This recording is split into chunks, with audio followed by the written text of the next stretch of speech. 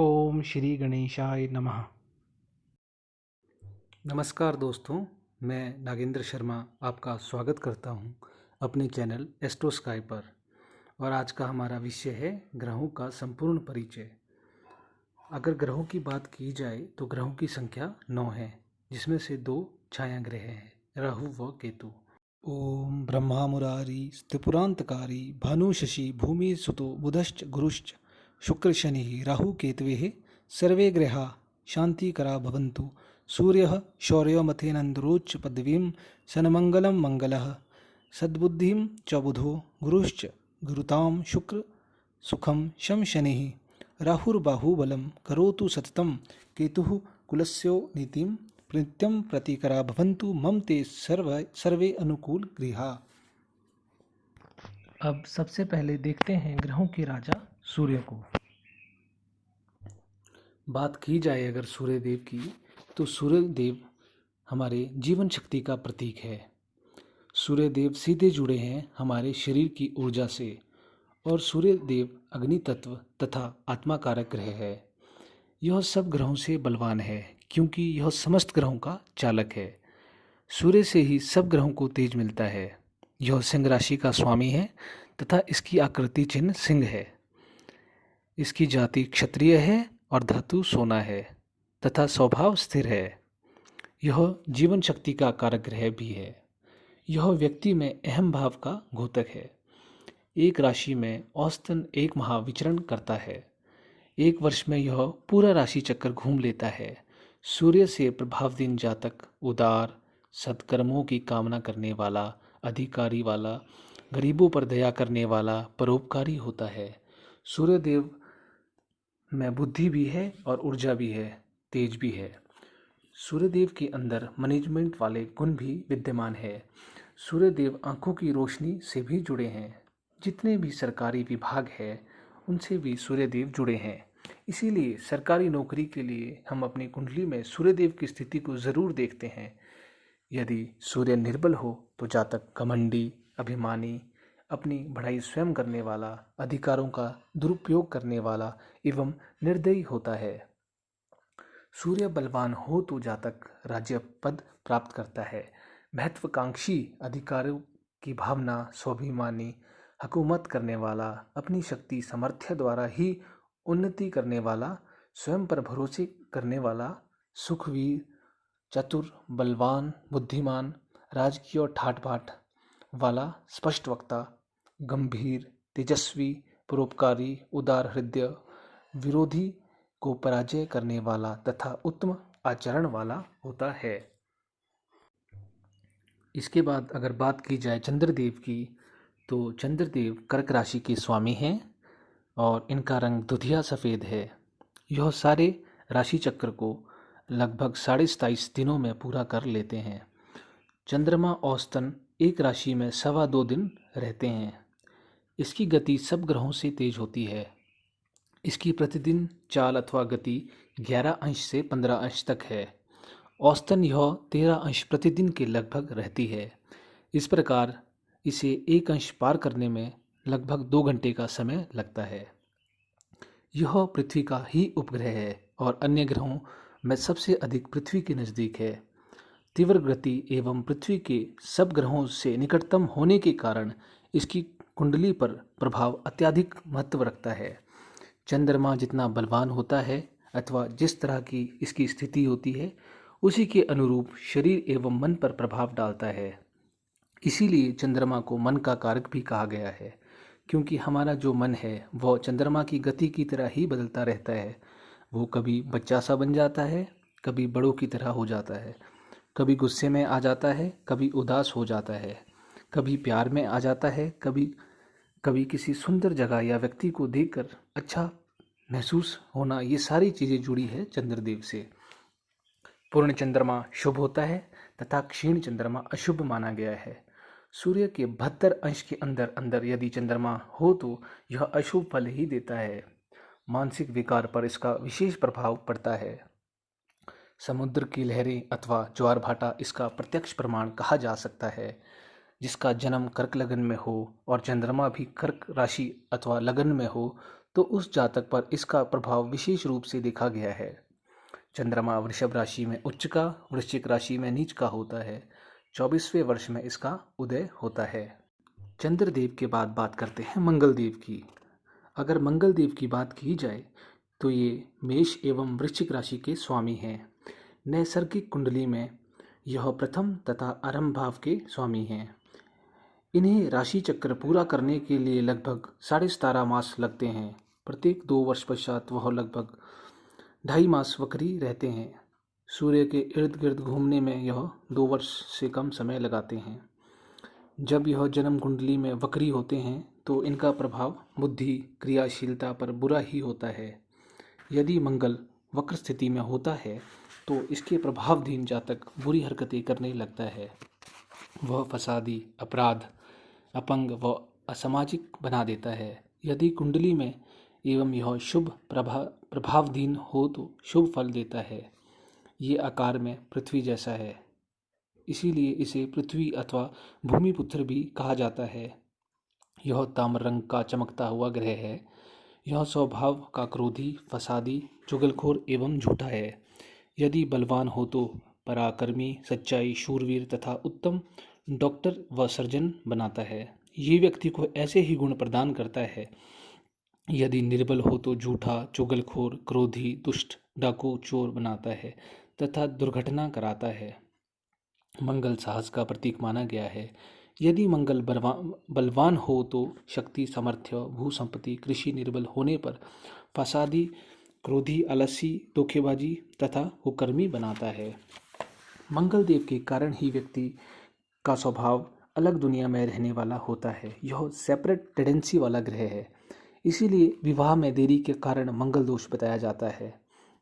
मंगल दोष व्यक्ति को अलग रहने वाला बनाता है। मंगल से हमारे अंदर की शक्ति को देखा जाता है। मंगल हमारे शरीर में रक्त का कारक भी होता है। मंगल से व्यक्ति का गुस्सा, तेज व सामने वाले का आक्रामक स्वभाव भी देखा जाता है। बुध देव यानी बुद्धि, मतलब बुध देव हमारे ब्रेन के अंदर जो न्यूरॉन हैं वो कितने एक्टिव हैं उनसे जुड़े हैं। हमारा ब्रेन किसी भी बात को कितनी जल्दी कैप्चर करता है और कितनी स्पीड से उसे समझकर सामने वाले को रिस्पॉन्स दे सकता है, ये सब बुध देव से जुड़ा है। यदि कोई व्यक्ति बुद्धिमान है तो बुध स्ट्रांग होगा। साथ साथ में बुध देव वाक चतुरता, बोलने की कला एवं व्यापार से भी जुड़े हैं। यह मिथुन एवं कर्क राशि के स्वामी हैं। बुध देव का रंग हरा है और यह राशि चक्र को घूमने के लिए लगभग 1 वर्ष का समय लेते हैं। यह साधारणतया सूर्य के निकट ही रहते हैं। आमतौर पर यह सूर्य से 28 अंश तक रहते हैं। सूर्य के इर्द गिर्द चक्कर को यह लगभग 88 दिनों में पूरा कर लेते हैं। आमतौर पर जब यह वक्री कुंडली में होते हैं तो मन की क्रिया सुस्त होती है और ऐसे प्रभाव के कारण व्यक्ति कई बार उल्टी हरकतें करता है। इसकी यह स्थिति जातक को चिड़चिड़ा बना देती है तथा जातक यूं ही छोटी छोटी बातों में क्रोध में आ जाता है। ऐसा जातक लापरवाही होने से दुर्घटना का भी शिकार हो सकता है। यह चंद्रमा की तरह बहुत महत्वपूर्ण ग्रह है। यह मुख्यतः मन पर प्रभाव डालता है। यह अपने बल के अनुसार ही मानसिक बौद्धिक उन्नति को दर्शाता है। जब वह चंद्रमा के साथ त्रिकोण दृष्टि संबंध करता है तो अच्छी बुद्धि होती है। चतुराई, धार्मिक रुचि, बुद्धि, विवेक, शास्त्रीय विषयों में रुचि तथा मधुर वाणी का कारण है। यह शुभ ग्रह माना गया है, परंतु बुरे ग्रहों के साथ होने पर यह बुरा हो जाता है। जिन ग्रहों के साथ ये शुभ फलदाता हो तो चिकित्सा, शास्त्र ज्ञान, गणित विद्या, लेखा, लेखन कला, वकालत, व्यापार एवं उत्तम बुद्धि प्रदान करता है। यदि अशुभ हो तो सिर का दुखना, दिल लगी करना, झूठ बोलना, भेदों को गुप्त रखना, उल्टे सीधे कार्य करना तथा व्यापार आदि में असफल बनाता है। बुधदेव के बाद अगर बात की जाए बृहस्पति देव की, तो बृहस्पति देव जुड़े हैं ज्ञान से। कोई भी ज्ञान जो आप तक पहुंच रहा हो वो बृहस्पति देव के कारण ही है। इसीलिए बृहस्पति को ज्ञान का कारक भी कहा जाता है। ज्ञान से जुड़ी सारी वस्तुएं बृहस्पति से संबंध रखती है। यह हमारे शरीर में चर्बी को कंट्रोल करता है। बृहस्पति को देवगुरु भी कहा गया है। यह शुभ ग्रह धनु एवं मीन राशि का स्वामी है। नैसर्गिक कुंडली में ये नवम एवं द्वादश भाव के स्वामी हैं। यह एक राशि में प्राय 1 वर्ष रहते हैं और पूरा चक्र घूमने के लिए लगभग 12 वर्ष का समय लेते हैं। 12 महीने में यह लगभग 4 महीने वक्री भी रहते हैं। इसकी अगर बृहस्पति देव की बात की जाए तो अगर इनका सूर्य, चंद्रमा एवं शनि के साथ अच्छा दृष्टि संबंध हो तो व्यक्ति के दैनिक क्रियाकलापों एवं स्वास्थ्य तथा रोजगार पर भी महत्वपूर्ण प्रभाव पड़ता है। यह शनि के बाद दूसरा सबसे बड़ा ग्रह माना गया है। यह सुख देने वाला ग्रह है तथा इसके प्रभावधीन जातक दानी, उदार ज्ञानी, विद्वान, शांत स्वभाव, परोपकारी, सामाजिक कार्यकर्ता, राज्य अधिकारी, न्याय प्रेमी, सहनशील, गरीबों का सहायक, ईश्वर भक्त, चतुर, योगाभ्यासी तथा सहनशील बनता है।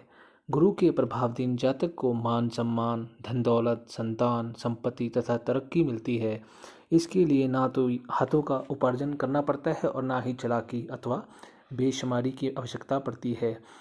यह सब काम स्वतः बनने लगते हैं। यदि गुरु बलहीन अथवा अशुभ होता है तो इश्क की ओर झुकाव, प्यार प्रेम के कारण कार्यों में बाधा और संतान वहीन अथवा संतान सुख में से वंचित रहने जैसे अशुभ फल जातक को प्राप्त होते हैं। अब अगर शुक्रदेव की बात की जाए तो शुक्रदेव हैं दानवों के गुरु। शुक्रदेव जुड़े हैं हमारे वीर्य से, हमारे बॉडी के जो जननांग हैं उनसे, वो ऐशो आराम से, आरामदायक जिंदगी से, खूबसूरती से। यह सुंदर ग्रह हैं और जितनी भी खूबसूरत चीज़ें हैं, जेवर, वस्त्र, घर का इंटीरियर, वो आकर्षण का कारण भी शुक्रदेव ही हैं। एक दूसरे के प्रति जो हमारा आकर्षण होता है वह भी शुक्रदेव के कारण ही होता है। जो काम शक्ति है, काम वासना है, वो भी शुक्रदेव से ही जुड़ी है। शुक्रदेव वृष एवं तुला राशि के स्वामी हैं। नैसर्गिक कुंडली में यह दूसरे व 7वें घर के मालिक होते हैं। साधारणतः यह एक राशि चक्र 18 मास में पूरा करते हैं। साधारणतः यह सूर्य के इर्द गिर्द 48 अंश के भीतर रहते हैं। सूर्य के इर्द गिर्द घूमने में लगभग 225 दिन लेते हैं। यह अन्य ग्रहों से अधिक चमकदार ग्रह हैं तथा अगर इनको टेलीस्कोप से हम अगर देखते हैं तो ये बहुत सुंदर दिखाई देते हैं। तो ये सुंदरता का भी कारक है। यदि बुध के साथ हो अथवा शुभ हो तो यह ललित कला, चित्रकला, वाचन कला आदि में प्रवीणता प्रदान करते हैं। प्रेम, प्यार, घर सुख, पत्नी सुख, सुंदर चेहरा, उत्तम भाषण शैली, मिलनसार स्वभाव, उत्तम सुंदर वस्त्र पहनने का शौकीन एवं वाहन प्रदान करते हैं। यदि शुक्र निर्बल हो तो हकलापन, अपशब्द बोलने वाला, असुख देने वाला तथा कई प्रकार के अवगुण देते हैं। यह पाप ग्रह के साथ हो अथवा दृष्ट हो तो अशुभ फलकारक होते हैं। अगर शनिदेव की बात की जाए तो शनिदेव मकर एवं कुंभ राशि के स्वामी हैं तथा नैसर्गिक कुंडली में यह दशम व एकादश भाव के स्वामी हैं। दशम भाव पिता का, रोजगार का, कारोबार, परिश्रम, मान सम्मान आदि से संबंधित है। शनि भी इन सब पर प्रभाव डालता है। शनि को सूर्य के इर्द गिर्द चक्कर लगाने में 29.5 वर्ष लगते हैं तथा राशि चक्र को यह लगभग 29 वर्ष 40 दिनों में पूरा कर लेता है। प्रत्येक वर्ष में यह लगभग 3.5 मास वक्री रहते हैं। शास्त्रों में इसे सूर्यपुत्र भी माना गया है। जो अधिक परिश्रम कराता है, शनि उसकी सहायता करता है। गोचर में जब भी शनि वक्री होता है तो महत्वपूर्ण प्रभाव डालता है। ऐसी स्थिति में श्रमिकों में बेचैनी आम देखी गई है। जन्म कुंडली में जब शनि का गोचर का वक्री होता है तो नौकरी में परिवर्तन तथा अन्य नौकरी से संबंधित घटनाएं जो परेशान करने वाली घटित होती है। शनि वक्री के समय मिली नौकरी भी अस्थायी सिद्ध होती है। ऐसे समय में नौकरी अथवा व्यवसाय में परिवर्तन करना भी हानिकारक रहता है। शनि बलवान हो तो कठोर, दृढ़, गंभीर, कम बोलने वाला, हिसाब किताब से खर्च करने वाला तथा अच्छे स्वभाव कला वक्ता है। शनि निर्बल हो तो चिंता, कष्ट, क्रोध तथा दुष्ट स्वभाव का बनाता है। शनि से भय, मृत्यु, उदासीनता जानी जाती है। शनि जिस भी स्थान को देखता है हानि करता है तथा कार्यों में बाधा एवं विघ्न डालता है। शनि देव के कारण ही व्यक्ति का स्वभाव आलसी व सुस्त होता है। बात की जाए अगर राहु ग्रह की, यह राशि चक्र में कल्पित बिंदु स्थान ही है। इसे शास्त्रों ने छाया ग्रह माना है। यह किसी राशि का स्वामी तो नहीं, परंतु जिस राशि एवं नक्षत्र में होता है अथवा जो ग्रह इस पर दृष्टि डालता है या इनसे दृष्टि संबंध बनाता है, उसके अनुसार ही यह फल प्रदान करते हैं। यह सदैव वक्रीय चलते हैं तथा राशि चक्र पूरा करने में लगभग 18 वर्ष लेते हैं। यह एक राशि में लगभग 18 मास रहता है। इसका रंग काला नीला है। यदि बुध मस्तिष्क का ढांचा माना गया है तो राहु उसमें हरकत का कारक है। इसकी तुलना सांप से भी की गई है। यदि राहु सांप का मुख है तो केतु को सांप की पूंछ माना गया है। यह धुआं, रसोई आदि का भी कारक माना गया है। यह दुष्ट ग्रह विद्युत इलेक्ट्रॉनिक विस्तार का विपरीत सिकुड़न, विघ्न, डर, भय ग्रह के साथ होता है। उसके फल में अत्यधिक वृद्धि कर देता है। यदि ये शुक्र के साथ हो तो शुक्र के प्रभाव फल आदि प्यार, मोहब्बत, सौंदर्य की वृद्धि कर देगा। तो ये जिस भी ग्रह के साथ होता है उसी का फल देता है। जातक के मन मस्तिष्क में प्यार, मोहब्बत, सुंदर वस्तुओं की नकली हरकत, अत्यधिक और उलझनों में फंसाना, ये सब इसी के कारण होता है। यह सूर्य को ग्रहण एवं चंद्रमा को क्षीण कर देता है। पृथ्वी व सूर्य के बीच चंद्र आ जाने पर सूर्य ग्रहण तथा सूर्य व चंद्र के बीच पृथ्वी आ जाने पर चंद्र ग्रहण हो जाता है। इसी स्थिति में इसका पूर्ण प्रभाव माना जाता है। राहु की तरह अगर केतु की भी बात की जाए तो यह भी एक छाया ग्रह ही है। यह जिस नक्षत्र अथवा जिस ग्रह के साथ भी दृष्टि संबंध रखता है यह उसी प्रकार का ही प्रभाव देता है। शास्त्रों में केतु को मोक्ष का कारक माना गया है। यह सदैव वक्री रहता है। राहु केतु हमेशा एक दूसरे से सातवें रहते हैं और एक दूसरे पे इनकी सातवीं दृष्टि रहती है। इनमें 180 अंश का फासला हम देख सकते हैं। और केतु को एक राशि चक्र को पूरा करने में लगभग 18 वर्ष का समय लगता है और यह एक राशि में लगभग 18 मास तक रहता है। राहु को सर तो केतु को पैर माना गया है और राहु को शनि की छाया तथा केतु को मंगल की छाया बोला गया है। और चंद्रमा के ऊपर यह ग्रहण लगाते हैं, जैसे कि राहु का और ये चंद्रमा ग्रहण चंद्रमा और सूर्य पे राहु व केतु के कारण ही होता है। दोस्तों, ये था 9 ग्रहों का परिचय। आशा करता हूँ आपको यह वीडियो ज़रूर पसंद आई होगी। अगर आपको यह वीडियो अच्छी लगी हो तो लाइक कीजिए, शेयर कीजिए व सब्सक्राइब कीजिए। धन्यवाद।